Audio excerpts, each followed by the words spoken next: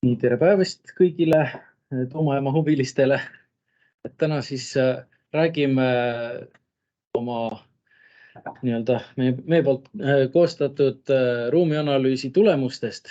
Ruumianalüüs tuumajaama asukoha jaoks ei koostatud selleks, et riigil oleks siis võimalik teha teadlik otsus, et kas üldse on võimalik Eestisse tuumajaama rajada. Ja selleks, et paremat ülevaadet saada, olemegi siia valmistanud ettekanded nii tuumaenergia töörühma tegevusest kui ka ruumianalüüsist. Et siis kõigepealt esimese osana vaatamegi üle selle üldisema poole, et mida üldse riik teeb selleks, et ette valmistada selle tuumajaama rajamise otsuseks ja teiseks siis läheme juba konkreetselt ruumianalüüsi juurde. Ja esimesena esineb teile Reelika Runnel Keskkonnaministeeriumist. Palun. Nii, tere päevast. Mina olen Reelika Runnel, olen Keskkonnaministeeriumi kantsleri nõunik ja Eesti riikliku tuumaenergia töörühma koordinaator. Ehk siis mina olen see inimene, kes siis vastutab tuumaenergia töörühma tegevuse korraldamise ja käesoleva aasta lõpuks siis koostatava tuumaenergia töörühma lõpparuande valitsusse esitamise eest. Ja et selle asukoha uuringu sissejuhatuseks, et kõigepealt annan teile siis ülevaate sellest tuumaenergia töörühma tegevusest ja räägin, mida siis üldse on vaja selleks, et üks riik saaks tuumaenergiat kasutusele võtta.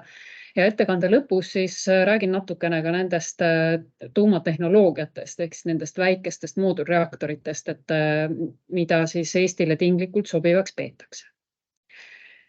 Ja nüüd selleks, et üks riik saaks üldse tuumaenergiat kasutusele võtta, on vaja teatavaid eelduseid. Nendeks on siis 3 põhiasja. Et esiteks on vaja riigil luua pädev asutus, ehk siis niinimetatud tuumaregulaator, kes tegeleb selle tuumaenergia valdkonnas siis lubade väljastamisega, järelevalvega ja ohutushinnangutega. Teiseks on vaja õigusraamistikku, millega reguleeritakse siis tuumaenergia kasutamist ja kõike sellega seonduvat. Et esmajoones siis on vaja tuumaseadust ja seejärel siis sinna juurde kuuluvaid määruseid ja on vaja ka teiste õigusaktide muutmist, mis otseselt tuumaenergia ei puuduta, kuid on selle valdkonnaga seotud. Kolmandaks on riigil vaja pädevaid inimesi. Et seda siis tuumaregulaatorisse ja tuumaenergia valdkonna puutumust omavatesse asutustesse ja ka tuumajaama käitava operaatori juurde. Ja just pädevuste arendamine on see, mis nõuab ühelt tuumaenergia kasutamisega alustatud riigilt kõige rohkem aega. Siis ükskõik, kui palju ka erasektor ei sooviks Eestis seda tuumajaama arendada või et kui suur soov selleks ei oleks, ei saa tuumajaama teha ennem, kui ei ole riik loonud vastavaid eelduseid. Ehk siis meil ei ole tuumaregulaatorit, ei ole vastavat õigusraamistikku ega ka pädevaid inimesi.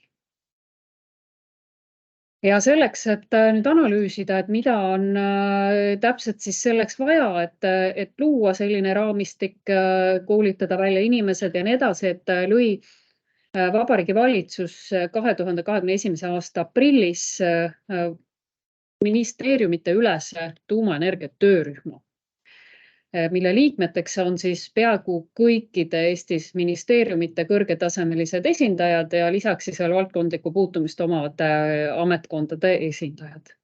Ja seda töörühma juhib Keskkonnaministeeriumi kantsler. Keskkonnaministeerium on töörühmas juhtpositsioonil seetõttu, et varasema tuumaenergia kasutamise kogemuseta riigina on hetkel, et kõik valdkondlikud pädevused kiirguse tuumaohutuse valdkonnas koondunud Keskkonnaministeerium ja tema haldusala kätte.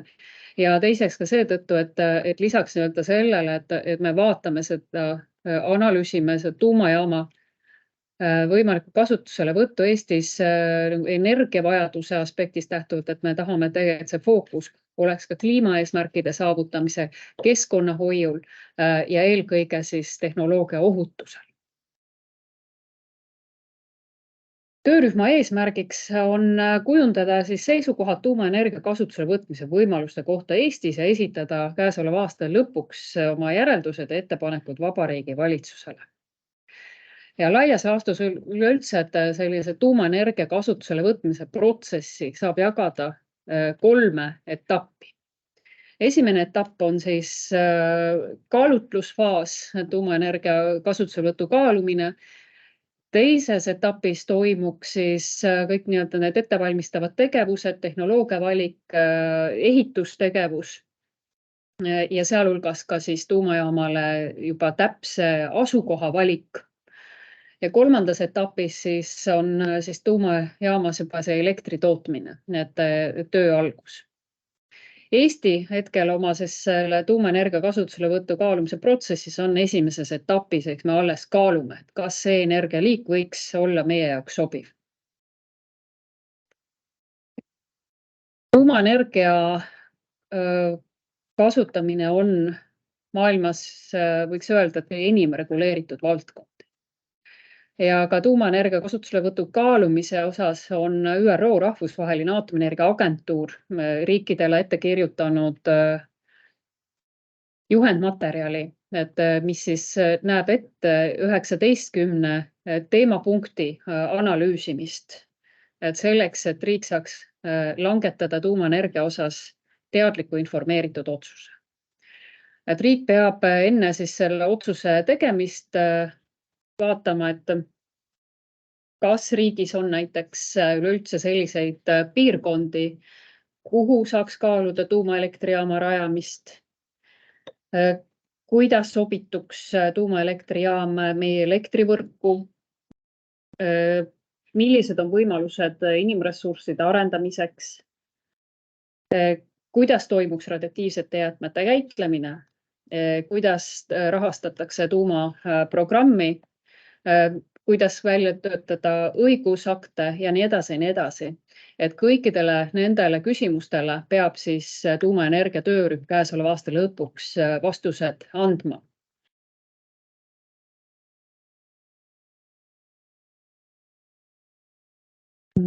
Lisaks siis tuumaenergia töörühmale on meil loodud Rahandusministeeriumi juhtimisel ja töörühma juurde alltöörühm. See on siis ruumiplaneerimise alltöörühm, mis tegeleb just nimelt selle asukoha valiku teemadega. Seesama mainitud aatomienergia agentuuri juhend, mis näeb ette riikidele 19 erineva aspekti uurimist tuumaenergia kasutusele võtul, ütleb ka seda, et kui riigis ühtegi potentsiaalselt sobivat piirkonda ei leita, et kuhu saaks tuumajaama rajada, et siis tuumaprogrammiga jätkata ei saa.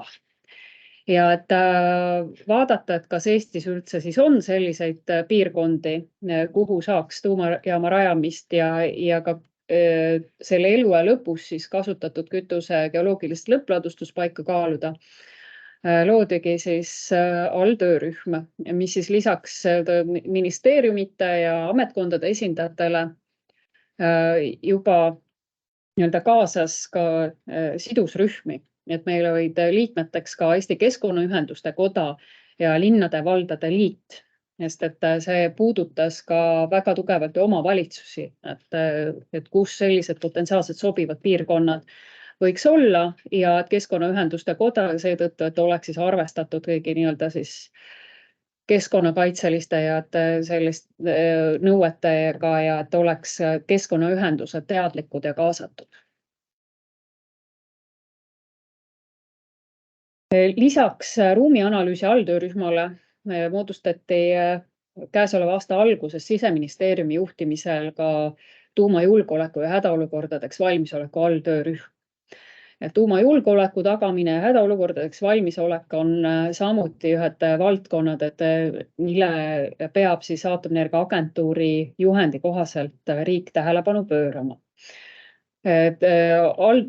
Tuumajulgeoleku alltöörühm siis vaatab seda, et kuidas mõjuks siis tuumaelektrijaama rajamine meie üldisele julgeolekukeskkonnale ja kui hästi me oleksime valmis siis võimalike hädaolukordadega tegelemiseks.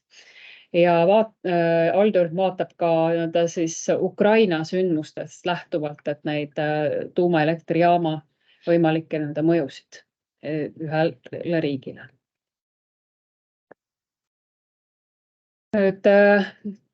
Tuumaenergia töörühma tegevuse ajakava osas, et nagu ma mainisin, on eesmärgiks jõuda käesoleva aasta lõpuks siis lõpparuande esitamiseni valitsusele.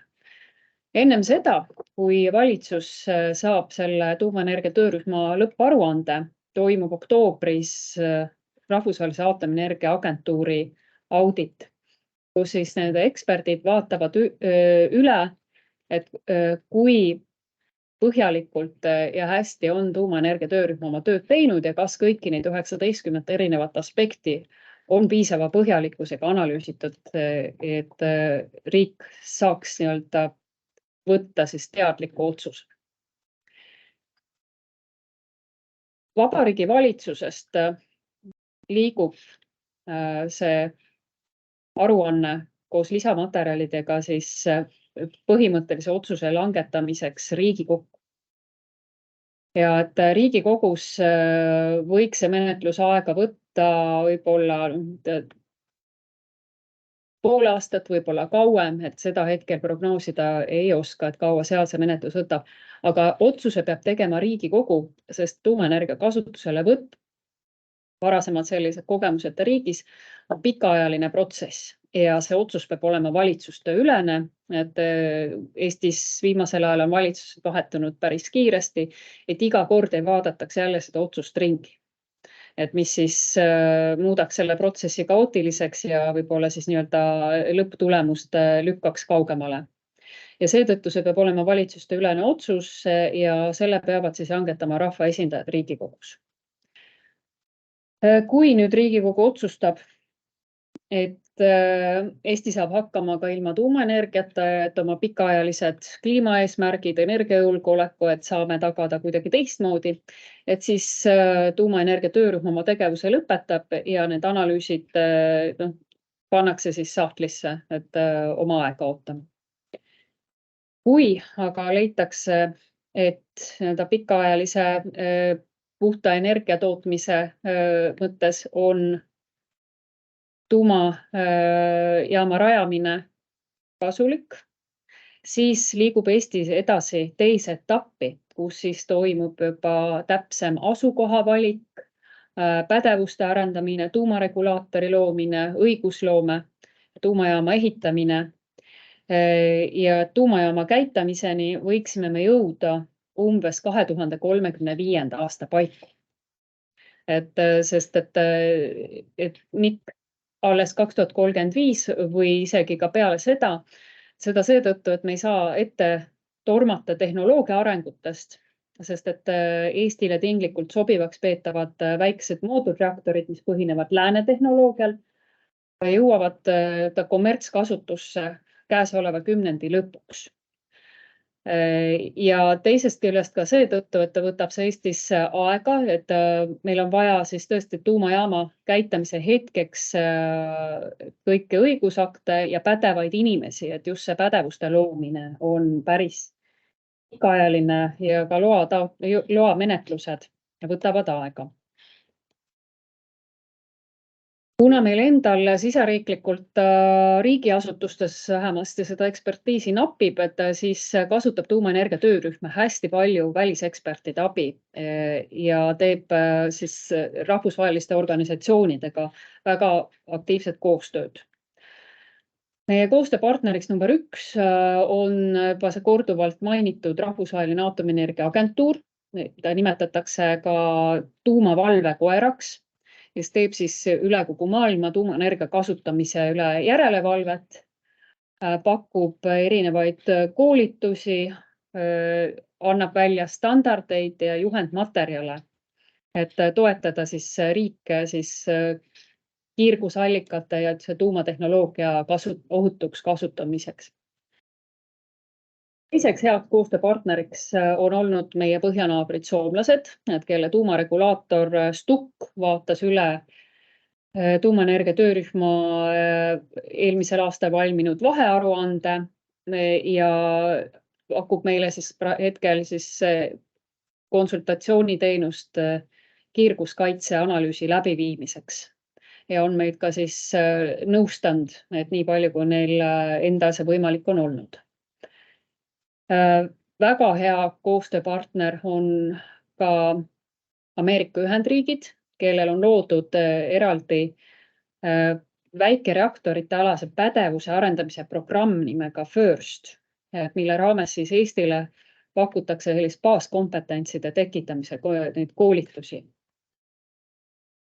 Abi on pakkunud ka Prantsusmaa, seda eelkõige siis pädevuste arendamise valdkonnas, et on võimalik siis saada Prantsusmaa ülikoolidesse, inglisekeelsetesse magistriõppeprogrammidesse siis meie üliõpilasi, et tuumafüüsika ja tuumaenergia alaseid teadmisi omandama. Esmaspäeval allkirjastas Keskkonnaamet koostöömemorandumi Kanada tuumaregulaatoriga. Ja et see koostöömemorandum võimaldab siis meil Keskkonnaameti spetsialistidel jälgida, kuidas toimub Kanadas siis väikese moodulreaktori loastamine. Et mida selleks siis on vaja, milliseid dokumente, kuidas see protsess korralduslikult välja näeb. Sest nimelt, et Kanadas peaks 2028. aasta lõpus alustama tööd, siis selline esimene lääne tehnoloogia põhinev väikene moodulreaktor, mida peetakse tinglikult sobivaks ka Eesti jaoks. Et siis Darlingtonis, Ontario provintsis peaks siis 2028 lõpus siis elektritootmist alustama General Electric Hitachi reaktor PWRX 300. Koostöövõimalusi oleme kaardistanud ka Suurbritannia, Jaapani ja Saksamaaga. Et oleme käinud õppevisiitil Jaapanis tutvumas siis nende tuumatööstuse ja tuumaenergia kasutamise kõigi aspektidega. Saksamaal on veel praegu väga head ekspertiisid tuumaenergia kasutamise valdkonnas, et mida nad ka siis lahkelt Eestile pakuvad. Ja on koostööd ja abi pakkunud ka teised riigid ja rahvusvahelised organisatsioonid. Ehk siis Eesti ei ole selles protsessis üksi ja et abi, spetsialiste ja toetust on võimalik saada väga mitmelt poolt.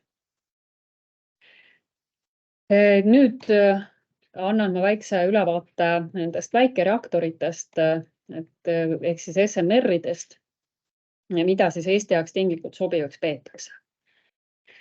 Ja nendeks moodulreaktoriteks nimetatakse siis üldjuhul kuni 300 megavatise elektritootmise võimsusega tuumareaktoreid, mis võivad põhineda väga erineval tehnoloogial. Maailmas on hetkel arendamisel üle 80 erineva väikse moodulreaktori.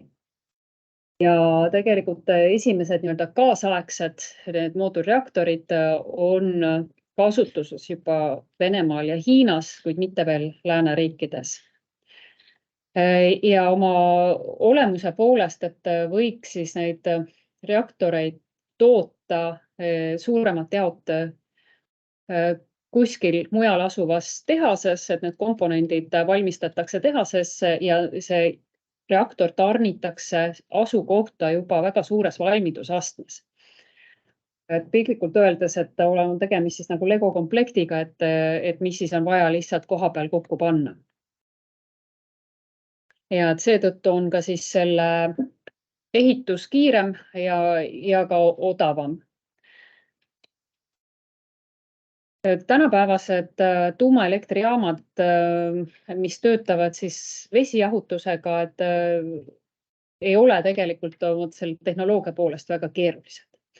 Et piltlikult öeldes võib öelda, tegemist on sellise suure veekeedupotiga, et kus siis selleks küttekehaks on uraanikütusel põhinev siis tuumakütus. tahkel kujul kütusevardad, mis siis kuumutavad vett, vesi aurustub, see lükkab käima turbiinid ja et generaatorites siis toimub elektri tootmine. Ehk siis tavapärastest kas võrreldes fossiilkütusega seal toimivate elektrijaamadega on vahe siis ainult siis selles küttekoldes. Et selle katla asemel on siis tuumareaktor, kus see kuumutamise protsess toimub.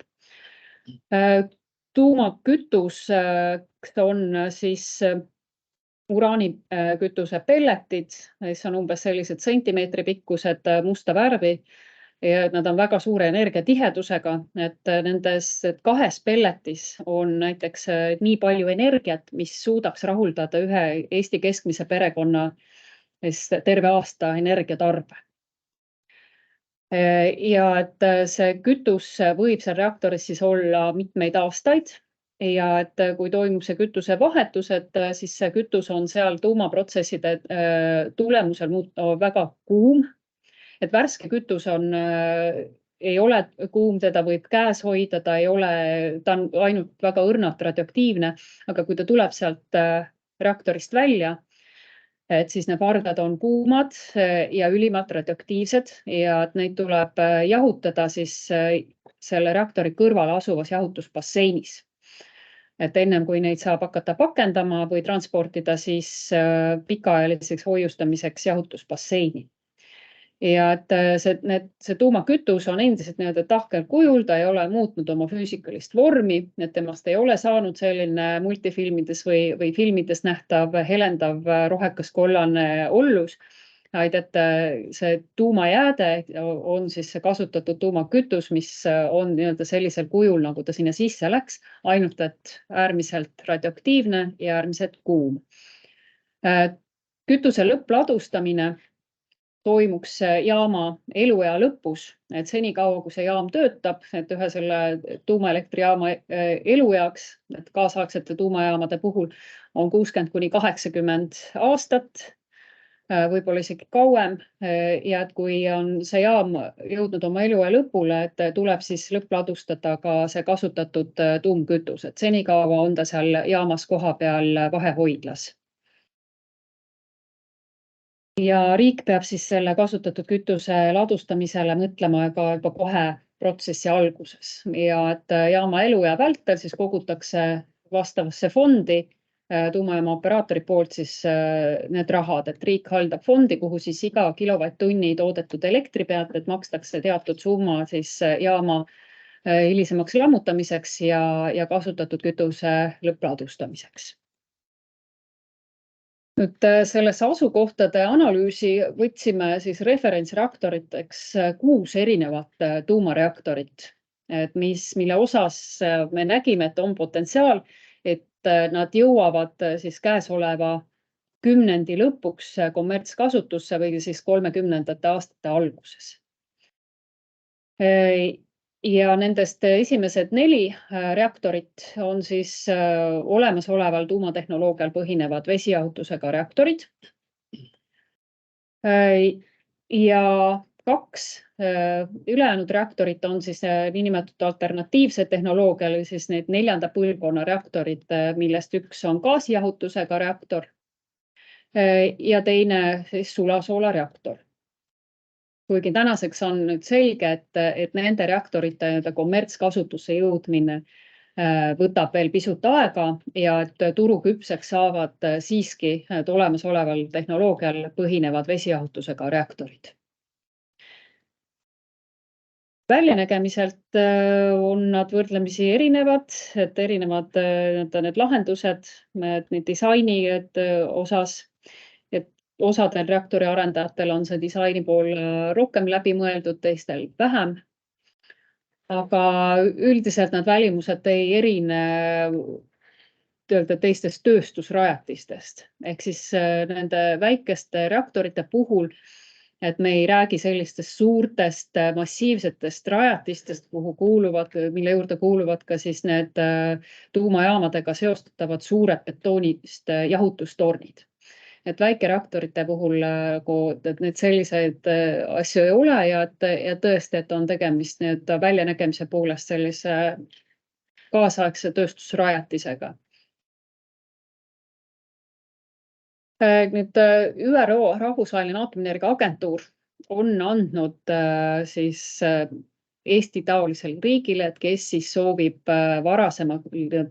omamata varasemat kogemust tuumatehnoloogia kasutamise, kasutusele võtta tuumaenergiat, on siis andnud teatavad soovitused, et mida tähele panna reaktori tehnoloogia valikul.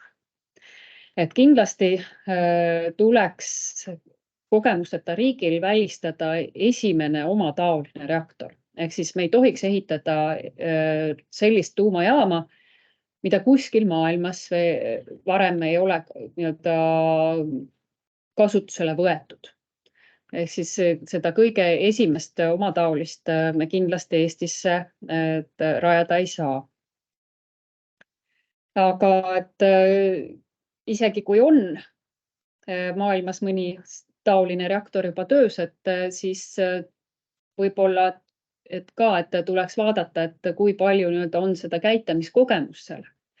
Et kui sellise tehnoloogiaga on vähe kogemust, on vähe eksperte, kes oskavad selle tuumajaamaga ümber käia, et siis samamoodi võib-olla ei oleks mõistlik sellist eksklusiivset tehnoloogiat esimeseks reaktoriks valida. Kolmas asi on kütuse tarnekindlus.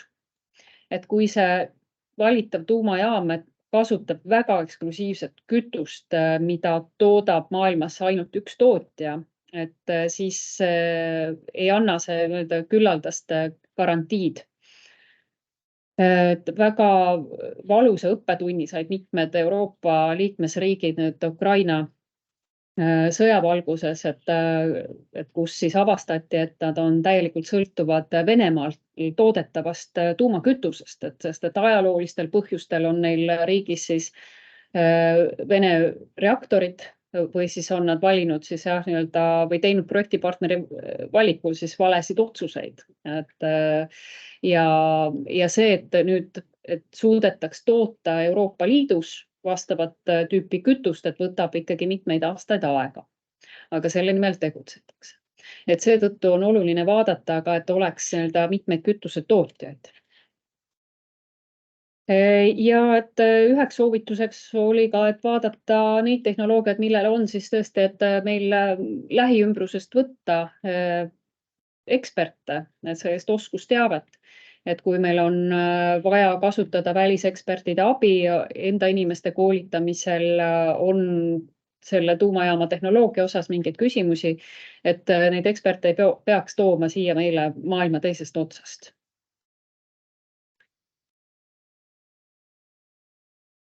Nii, aga et sellega mina oma ettekande lõpetan, et ennem kui nüüd läheme selle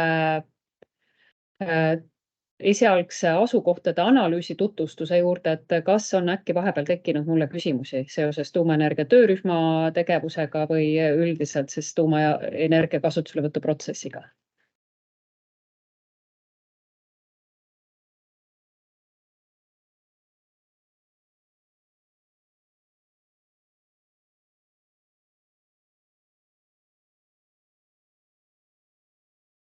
Hetkel vist ei paista küsimusi, et saab ka kohtumise lõpus veel mulle küsimusi esitada. Aga või siis saate ka chati postitada. Aga siit liigume siis edasi põnevama osa juurde, ehk siis asukohauuringu tutvustus. Anna-Helena. Ja kohe paneme selle ettekande ka välja, et sellest annab meile siis ülevaate Anna-Helena Purre, kes on osaühingust Steiger, kes on meie konsultandi meeskonnas. Nii, kohe leiame üles. Nii.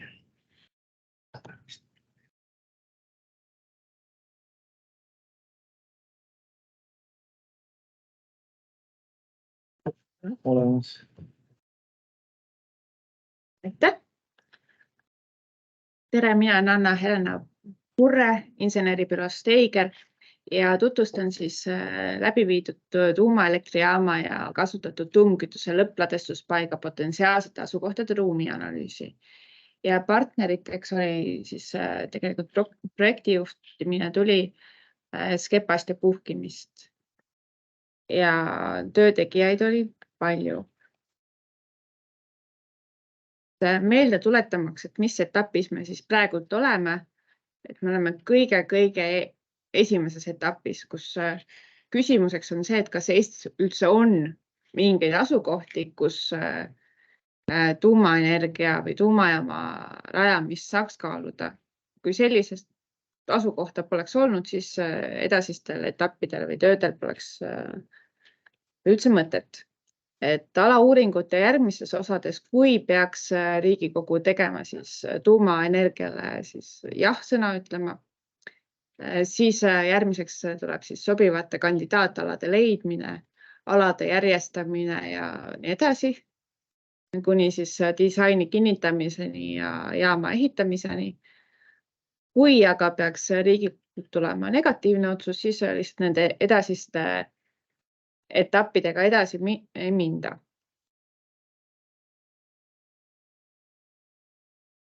Ja meie töö eesmärk, nagu ma juba ennem ütlesingi, oli see, et teada saada seda, et kas Eestis üldse on põhimõtteliselt kuhugi võimalik tuumajaam rajada. Ja selleks me viisime läbi ruumianalüüsi, mis tegelikult koosnes 2 osast, mis käivad tuumaenergeetikas alati käsikäes. Üks on siis tuumajaama enda asukoha valik, kus siis käsitlesime avatud jahutussüsteemi ja suletud jahutussüsteemi ja just nende 6 referentsreaktori põhjal, millest Reelike juba eelnevalt rääkis. Ja teine pool on siis jäätmete lõppladestus, sest paratamatult tuumaenergeetikas tekivad radioaktiivsed jäätmed. Ja see jagunes ette 2, et üks on siis madala ja keskmise radioaktiivsusega jäätmete ladestuspaiga stsenaarium, mis siis käsitleb neid jäätmeid, mida võib ladestada siis kas põhimõtteliselt maa peale või maapinna lähedale. Ja teine pool on siis kasutatud tuumkütuse lõppladestuspaiga stsenaarium, ehk siis need on kõrgaktiivsed ja radioaktiivsed jäätmed. Korra segan sind, slaidid ei vahetu sealt selles. Oi, Vaatame kohe. Saame võib-olla uuesti jagama need slaidid siis, et äkki midagi läks nihu. Nii.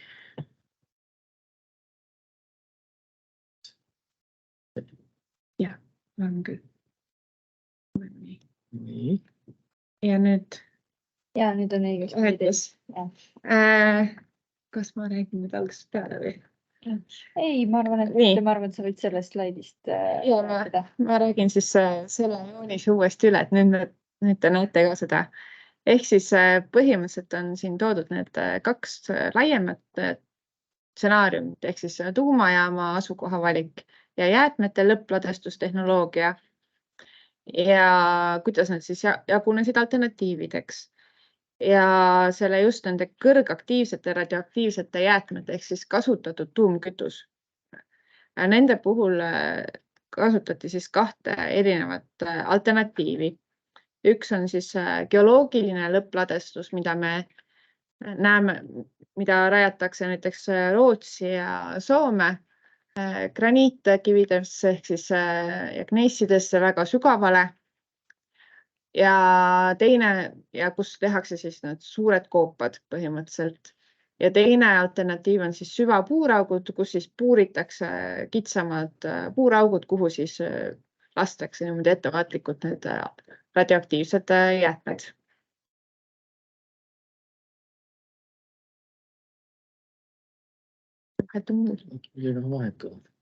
Nii, ei tuli.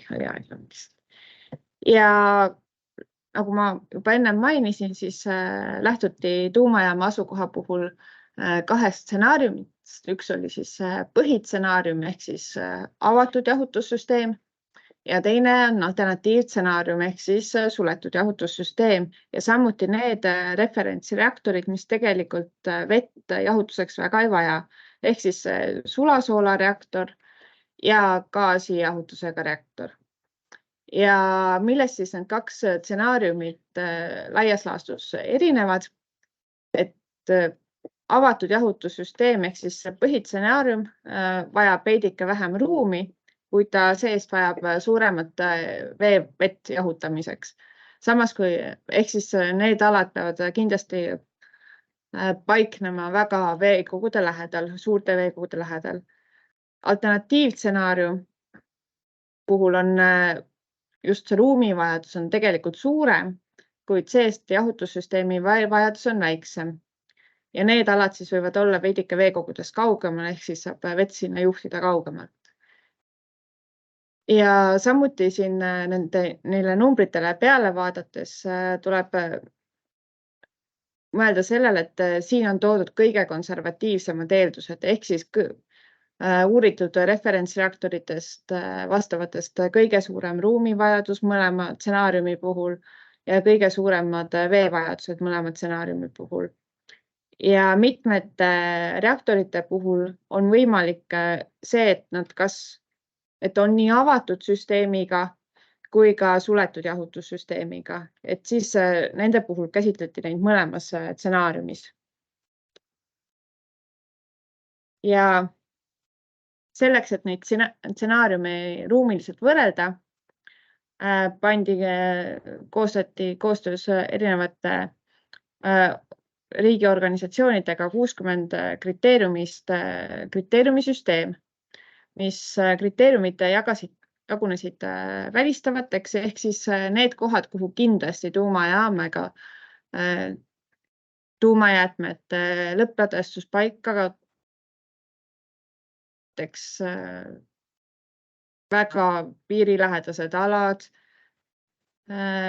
kus jahutus puudub, samuti kaitsealad, teatavad ja geoloogilised tingimused, mis lihtsalt ei luba sinna jaama või jäätmehoidla rajamist.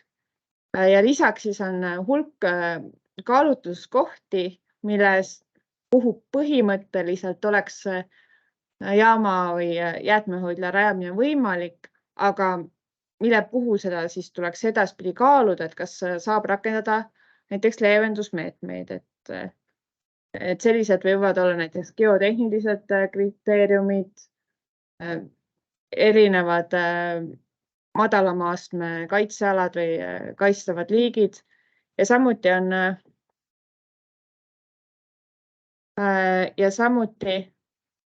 on hulk kriteeriumi, mis Eesti tingimustes tegelikult ei oma ruumilises analüüsis mõju, vähemalt nende objektide puhul.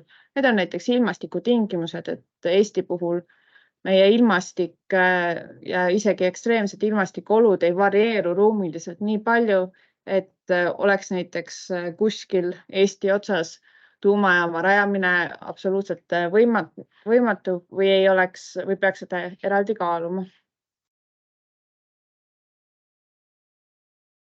Nii. Viska selle välja.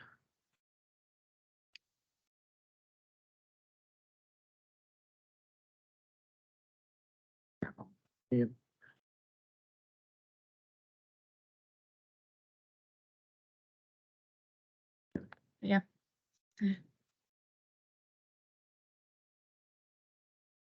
Tulid vist slaidid ka tagasi.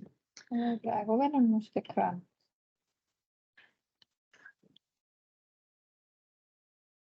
Nii, ma räägin siis ilma ekraanita nii kaua. Ja ruumiliselt mitteristavad kriteeriumid olid näiteks ka need kriteeriumid, kus näiteks vulkanismi puhul Eestist vulkaanid on üle 1000 kilomeetri kaugusel, ehk siis seetõttu ei ole Eesti mõistes oluline, et kas me rajame mingi tuumaobjekti Põhja-Eestisse või Lõuna-Eestisse. Ehk siis nende puhul siis seletati ära, miks neid siis arvesse ei pidanud võtma. Ja kogu selle ruumianalüüsi tulemusena leidsime algselt 16 piirkonda, kuhu põhimõtteliselt on võimalik rajada tuumajaama ja siis sinna samasse tegelikult ka veidike suurematele aladele tuumajäätmete ladustuskohti. et sellest 16-st üks siis, ehk siis Pakri poolsaar välistati riigikaitselistel kaalutlustel hiljem. Ja need roosad alad on siis kõik need, kus on mingi väga selge välistav kriteerium, mis tekitab selle olukorra, et sinna tuumaobjekte rajada ei saa. Ja need 15 ala siis asuvad siin ida poolt alates laiemalt võttes Toila piirkonnas, Kundas, Loksa, Kuusalu, Jõelähtme, Prangli, Viimsi, Paljassaare, Kakumäe, Alliklepa, siis samuti 2 ala on Hiiumaal, 2 ala on Saaremaal ja samuti üks on Varblas. Ja Harku vald on ka siin vahepeal. Ja need on siis sellised objektid või sellised piirkonnad, kus põhimõtteliselt on võimalik rajada neid tuumaobjekte, mida me oma töös käsitlesime. Aga kindlasti tuleb silmas pidada seda, et üheski piirkonnas ei olnud meil seda juhtu, et ühtegi kaalutluskohta ei oleks. Et igal pool oli vähemalt üks või enamasti väga palju kaalutluskohti, mida tuleks edasistes etappides, kui siis riik otsustab selle rajamisega edasi minna, tuleks kaaluda. Ja need kaalutluskohad näiteks võivad olla sellised, et kui rannikumeri on näiteks Hiiumaa alade puhul küllaltki madal seal piirkondades või on mõned kaitsealused liigid. Samuti võivad olla niisugused toetavad kaalutlused, näiteks olemasolev tööstus või siis negatiivselt poolt kas väga suur asustustihedus osade alade puhul. Ja neid kaalutlusi siis tuleb edasi analüüsida ja ka huvigruppide sisendeid küsida siis edasistes etappides. Ja annaksin nüüd edasi Jaanile, kes tutvustab veidike sotsiaalmajanduslikku mõjuanalüüsi. Aitäh! Hunniku juhtmeid ka siia. Tere! Jaan Urb olen mina ettevõttest Cumulus Consulting, kuhu ma nüüd vaatan ilmselt sinna kaamerasse siis jah. Just, et väga palju juhtmeid ees. Ja ühena siis sellest projekti meeskonnast mõtlesime kaasa siis sotsiaalmajandusliku mõjuanalüüsi poole pealt. Et mida siis tegelikult siis tuumajaama rajamine võiks kaasa tuua. Ja neid uurimisküsimusi anti ette siis selle lähteülesande poolt meile ja üks neist oli selline konkreetsem, et kus siis jaama elanikud võiksid töötada ja milline selline eluasemefondi vajadus on. Ja teine oli natuke üldisem, et milline on siis jaama sotsiaalmajanduslik mõju kohalikule kogukonnale. Siin me siis natukene defineerisime seda rohkem lahti ja panime siia siis sellised mõisted nagu asustusmuster, ehk siis, et tegelikult kus ta siis nagu paikneb, võtaks siis arvesse erinevaid vahemaasid, samamoodi sellist ruumistruktuuri, omavalitsuste elanikkond, milline nende tendents on, avalikud teenused, sissetulekud maksumaksjad, suuremad ettevõtted võib-olla omavalitsustes ja omavalitsustega finantsnäitajad. Ja siis me mõtlesime, et mis on see selline nagu kriteerium, mille vastu siis neid küsimusi nagu võrrelda ja võtsime aluseks siis sellise riigi regionaalpoliitilise suundumuse, mille põhiülesanne või eesmärk on siis piirkondlike ebavõrdsuste vähendamine. Ehk siis me võrdlesimegi seda, et millistes piirkondades võiks olla siis selline sotsiaalmajanduslik mõju positiivseim, ehk millises piirkonnas võiks siis sotsiaalne ebavõrdsus jaama rajamisega väheneda. Jah, niipidi. Ja andmetena siis kasutasime kõike seda, mis oli avalikest andmeallikatest kätte saadud või saadav et eraldi sellist primaarandmete kogumist ei teinud, välja arvatud võib-olla siis tõesti selle sama kinnisvara teemal, kus me võtsime kinnisvaraportaali 2022. aasta andmed, küsisime välja sealt nende käest, et saada nagu üldse aru, et millistes piirkondades kui palju tehinguid üldse on nagu tehtud, et üldse sellest aru saada. Ja kinnisvaraportaal ise ütleb, et nad katavad umbes 90% turust, ehk et nii-öelda 100%-lisele katvusele siinkohal ei apelleeri, aga üpris hea ülevaate tegelikult Eesti kinnisvaraturust saab selle kaudu kätte nagu küll. Veel mõningaid eeldusi, et päris palju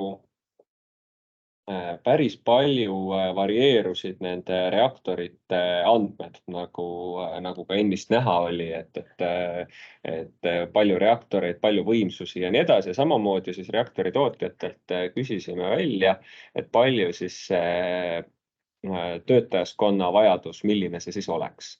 Ja see tegelikult varieerub 150-st 600-ni, ehk siis see piir on nagu hästi suur tegelikult. Et ilmselgelt edasist, kui edasisi analüüsi otsustatakse teha, siis ilmselgelt tuleb seda tehnoloogiat kuigivõrd nagu täpsustada, sellepärast et see piir on natuke liiga suur, millega nagu mängida, aga paremaid andmeid me tol hetkel ei olnud. Ja eeldasime ka seda, et need ei ole üksikinimesed, vaid et neil on ikkagi mingisugune elukaaslane, abikaasa, mõnel lapsed, mõnel 1, mõnel 2, mõnel ei ole, on ju.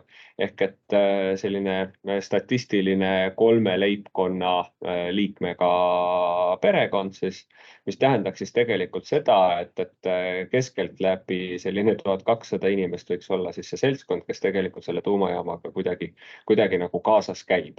Olgu ette öeldud, et meil ei ole ühtegi head argumenti öelda, et jah, nii palju tuleb koha pealt, nii palju tuleb välismaalt ja nii palju tuleb muudest piirkondadest, et selles osas ei ole väga häid materjale täna kätte saada, et sellesse tuleb ilmselgelt ühel hetkel rohkem sisse vaadata, aga et üleüldse võimaliku potentsiaalse maksimumiga üldse nagu arvestada, et siis me sellise eelduse püstitasime. Ja vaatasime korraks ka ehitajate arvu, mis samamoodi varieerub sellisest 400-st, mis on umbes selline seltskond, kes Auvere elektrijaama ehitas, kuni 1000-ni. Ja see on tegelikult nagu päris suur. Millega me ei arvestanud, oli see erinevate stsenaariumite pool, et avatud versus suletud jahutussüsteem, sest see nüüd otseselt sotsiaalmajanduslikult erilist mõju ei oma. Tal on loomulikult omad keskkonnaalased teemad, aga antud nii-öelda jupis ei ole tal nagu niivõrd suurt olulisust.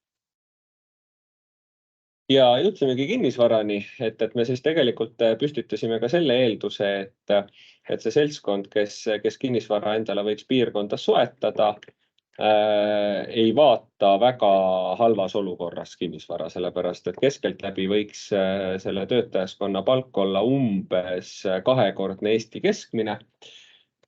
Mõnel rohkem, mõnel vähem sellest, eks ole, aga ka selline keskmine võiks ta nagu olla, ehk siis me vaatasime heas korras renoveeritud ja uusi kinnisvara tehinguid aastal 2022, siis terve aasta lõikes.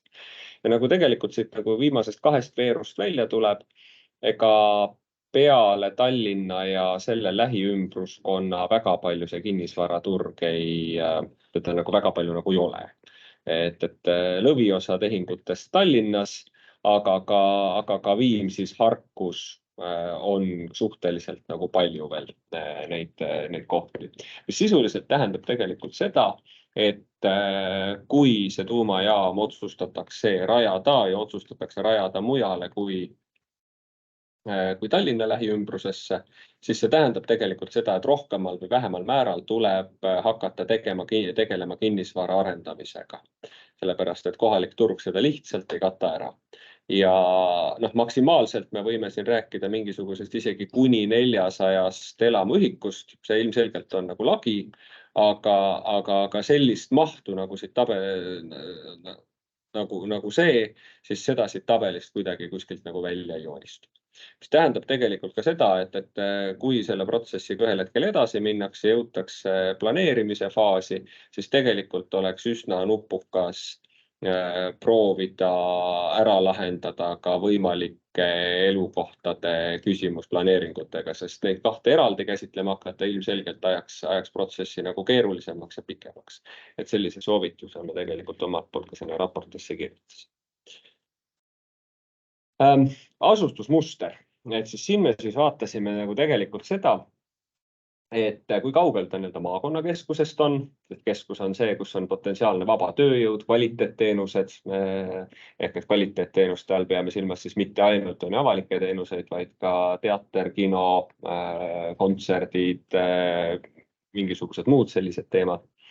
Ja kindlasti tähelepanu võib-olla sellises regionaalarengu mõttes tuleb pöörata nendele potentsiaalsetele piirkondadele, mis on maakonnakeskuse tagamaal või siis sellest kaugemal, mis ühest küljest tähendab kehvemat kättesaadavust, aga ka teisest küljest on seal nagu potentsiaalne elanikkonna häiring kindlasti nagu väiksem. Ehk siis näiteks Harku, Jõelähtme, Viimsi, et seal võib ilmselgelt eeldada tugevamat kohalike vastuseisu, sest seal lihtsalt on ühes kohas rohkem koos kohal. Osad asukohad, potentsiaalsed asukohad paiknevad suhteliselt tühjal maa-alal, et mille läheduses siis ei ole olulisi taristuobjekte ega ka asustust, Kuusalu, Alliklepa, Saaremaa, Hiiumaa. Ja siis on veel mingisugune ports, kes asuvad siis tööstusalade suuremate ettevõtete läheduses, Loksa, Kunda, Toila, Toila puhul siis hästi palju sõltub asukohast, samamoodi Lüganuse, Kunda, et nende puhul võib rääkida või eeldada teatavat sünergiat, kas siis elektri otseliini kontekstis, jääksoojuse ehk siis tööstusauru kasutamine ja nii edasi. Aga et saaks tõmmata mingisugust konkreetsemat joont kuskile, siis selleks peaks natukene kitsendama nende alade mahtu ja vaatama, et kus see tsentroid võiks olla, et kus seda raadiust nagu tõmbama hakata. Aga laias laastus enam-vähem on teada, kus on nagu suuremad tööstused lähemal ja kus kaugemal. Nii, elanikkond. Vaatasime päris pikka perioodi aastast 2008 kuni 2023 aasta seisuni, ehk siis üsna sellised viimased värsked andmed. Ja vaatasime ka siis tegelikult terviklikku muutust ja ka siis aasta keskmist muutust. Kusjuures aasta keskmist muutust me siis vaatasime ka viimase 5 perioodi ja siis kogu perioodi lõikes. Ja mis siin tegelikult siis nagu välja tuleb, üsna loogiline tegelikult, kui Eesti sellist regionaalarengut rahvastiku mõistes vaadata või demograafiat, siis tähendab see seda, et suuremate linnade ümbrused on elanikkonda väga märkimisväärselt kasvatanud. Harku vald siin ligi 70% ja Jõelähtme 30%, Viimsi vald üle 50% ja nii edasi.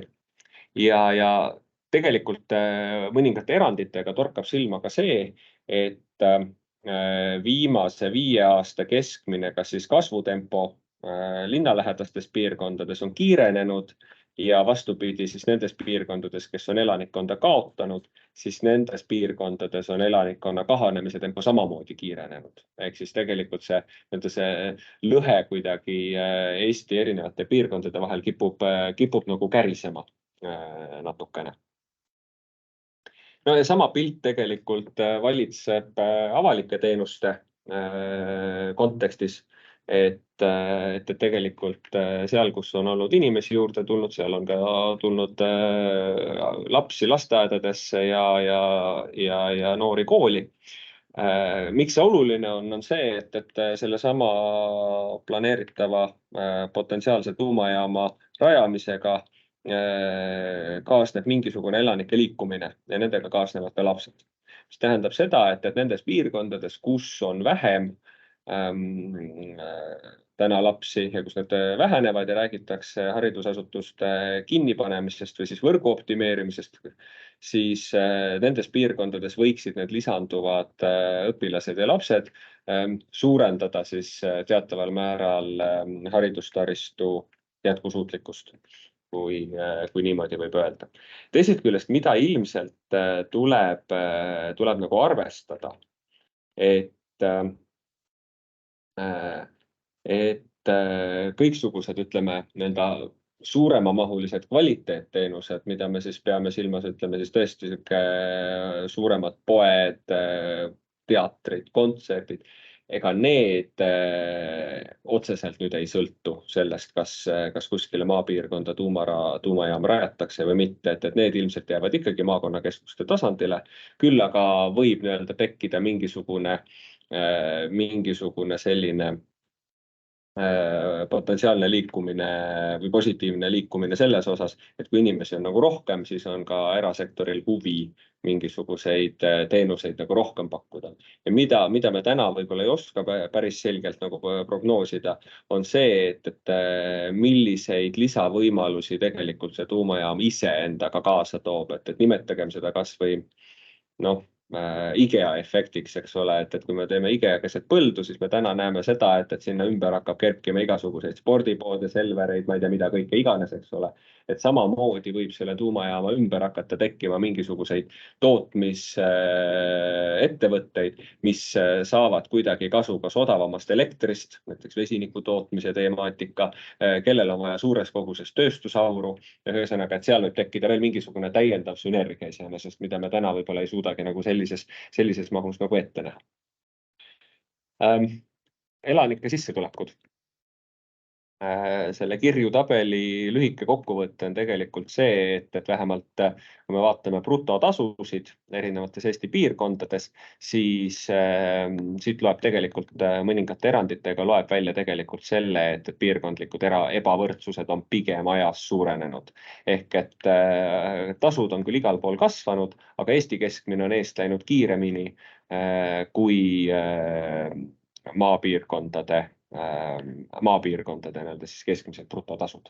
Ehk et tegelikult taaskordselt, et kui me räägime tuumajaama keskmisest kõrgema sissetulekuga töötajaskonnast ja sellest eeldusest, et nad kas või osaliselt ennast sellesse omavalitsusse elanikuks registreerivad, siis see tegelikult tähendab mingil määral kõrgemat maksutulu omavalitsusele ja konkreetse piirkonna vähemalt numbriliselt sellise ebavõrdsuse mingil määral nagu ühtlustumist, eks ole, vähemalt ühe piirkonna lõikes.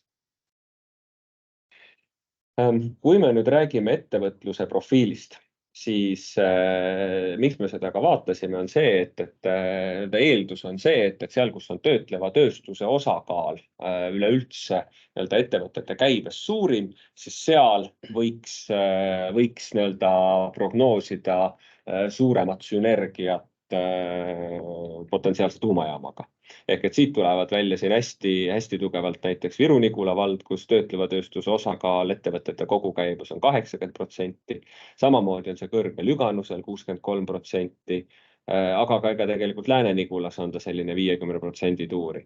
Et siin on mingisuguseid anomaaliaid, näiteks Toila vald, kus ta on ainult 9%, et siin on selles mõttes sõltub ka natukene nagu sellest, et kuhu mingisugused ettevõtted on registreeritud.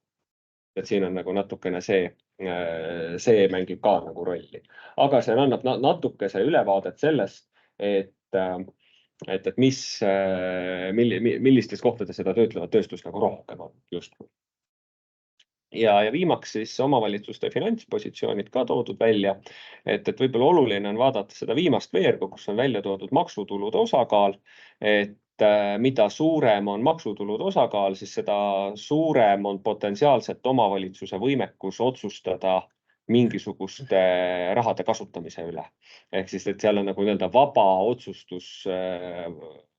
otsustusega raha on nagu rohkem. Ehk et need, kus on maksutulude osakaal on väga väike, näiteks siin Loksa, eks ole, torkab silma 45%-ga. See tähendab tegelikult seda, et kõiksugused eraldised, ütleme siis riigieelarvest, mis on enamasti sihtotstarbelised, panevad tegelikult selle omavalitsuse otsustusvõime nagu natukese nagu lukku. Ja samamoodi on oluline vaadata, eks ole, ka põhitegevuse tulemi osakaalu tuludest, mis varieerub siin tegelikult 17% Harku valla puhul kuni 1-ni Loksa linna puhul. Ehk et see tähendab sisuliselt seda, et mida väiksem see tulemi osakaal, siis seda väiksem on omavalitsuse finantseerimisvõimekus iseenesest, et teha mingisuguseid vajalikke investeeringuid avalikesse teenustesse. ja taaskord see seos selle tuumajaamaga on see, et kui me räägime natukene kahekordse Eesti keskmise palgaga inimestest, kes vähemalt osaliselt elavad selles omavalitsuses, siis nende maksutulu laekub sellesse omavalitsusse. Et loomulikult siin võib hakata rääkima ka veel kõiksugustest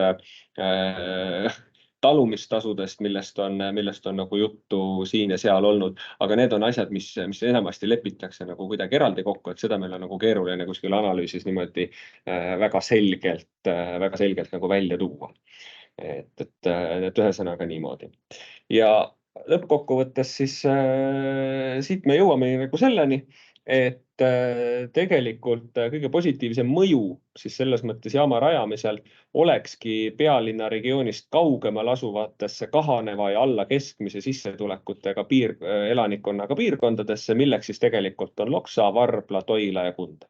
Oluline musjuures on siin juures muidugi öelda seda, et see ei tähenda nüüd seda, et ülejäänud piirkonnad, mis kaardil on, oleksid kuidagi sealt kaardilt nagu kadunud. See on lihtsalt üks sissevaade sellesse, kus võiks olla regionaalpoliitilisest vaatest, võiks sotsiaalmajanduslik mõju olla nagu kõige positiivsem ja märgatavam. Ehk et siin ongi nagu välja toodud punktide haaval, et nendes piirkondades on enamasti olemas tööstusala, suuremad ettevõtted, kust võiks tekkida sünergia.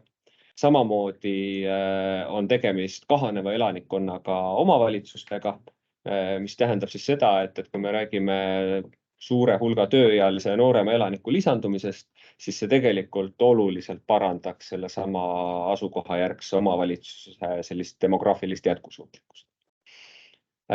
Samas, eks ole, sealjuures on oluline see, et tuleb tähelepanu pöörata selle lisanduva elanikkonna sellisele lõimimisele või integreerimisele, eriti kui omavalitsuse elanikkond, kes seal praegu olemas on väike ja näiteks tekib mingisugune elamurajoon, kes on puhtalt selle jaama töötajaskonna jaoks nagu mõeldud.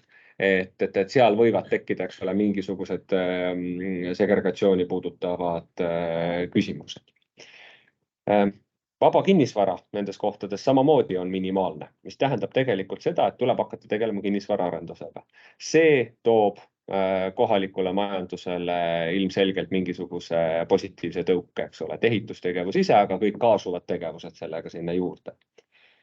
Lasteaia koolikohtadest seoses elanikkonnaga rääkisin, ehk et taaskordselt seesama teatav võimekus kasvatada siis haridusvõrgu jätkusuutlikkust, elanike sissetuleku ebavõrdsuse vähendamine konkreetselt nendes omavalitsustes, töötleva tööstuse käibe osakaal võib siis, eks ole, mängida sünergia kaudu piirkonna arengule positiivset mõju ja omavalitsuste finantspositsioonist ma just eelmise slaidi kontekstis nagu rääkisin, ehk et tegelikult võiks see natukene aidata kaasa selle positsiooni paranemisele. Ja siis teine pool, mida tuleb siin nagu arvestada, eks, on siis nagu teine vaade, võib-olla siis ka rajamise või rajaja vaade. Ehk et mahukas kinnisvara arendus väljaspool Harjumaad, eks ole, võiks küll regionaalselt soodsat mõju avaldada, aga kindlasti on see aeganõudev ja kindlasti oleks lihtsam rajada jaam kuskile, kus need eluasemed juba olemas on, ehk et ei tule planeeringutega nendega tegeleda, sest kohalik turg katab selle tegelikult nagu ära, eks ole, et sellised piirkonnad on need Tallinn, Harku, Viimsi, Saue, Jõelähtme, mingil määral ka Lääne-Harju.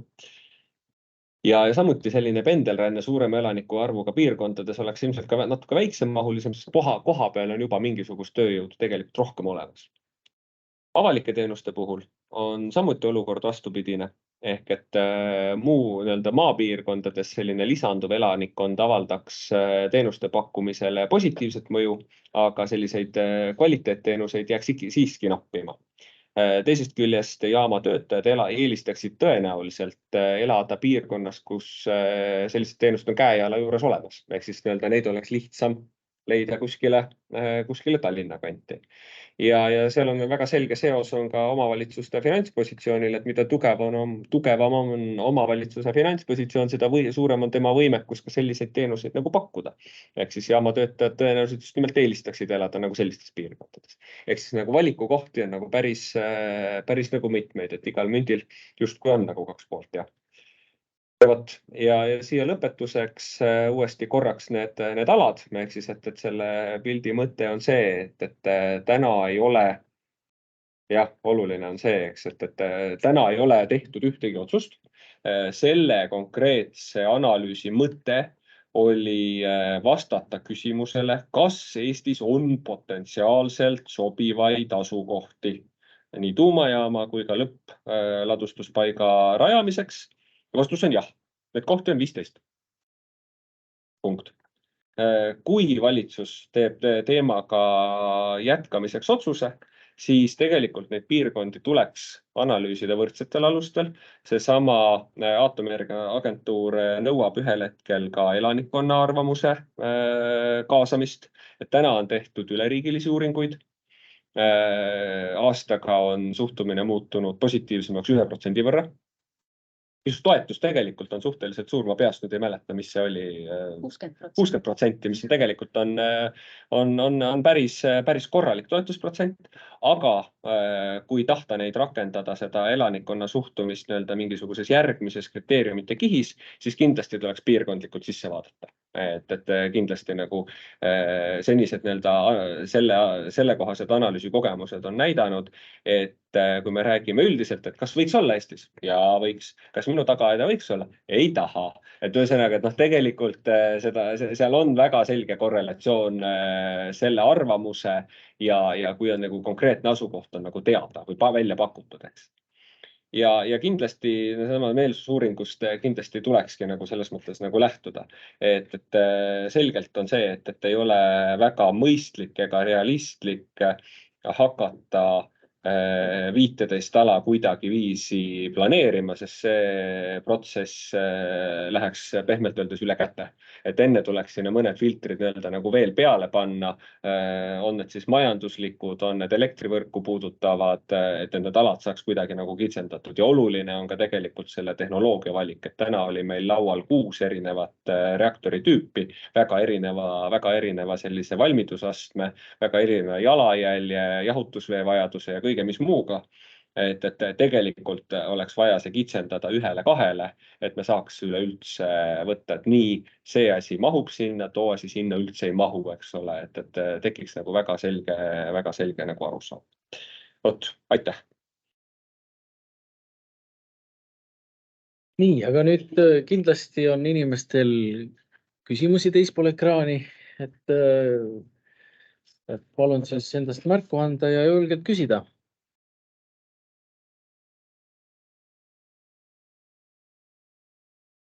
Võtan slaidi ka eest ära, siis ma näen ka inimesi.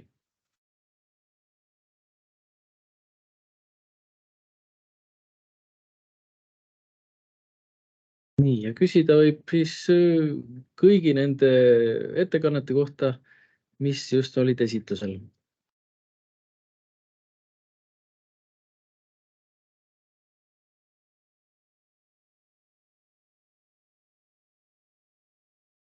Et ma vaatan, et ka chatis ei ole küsimusi. Võtan kohe veel kord üle. Nii. Chat ei taha tulla ette. Okei. Küsimusi jah. Chatis ka ei ole. Et kui keegi tunneb, et ta häälega ei taha küsida, võib julgelt kirjutada chati. Me võtame selle küsimuse ikkagi ette ja vastame.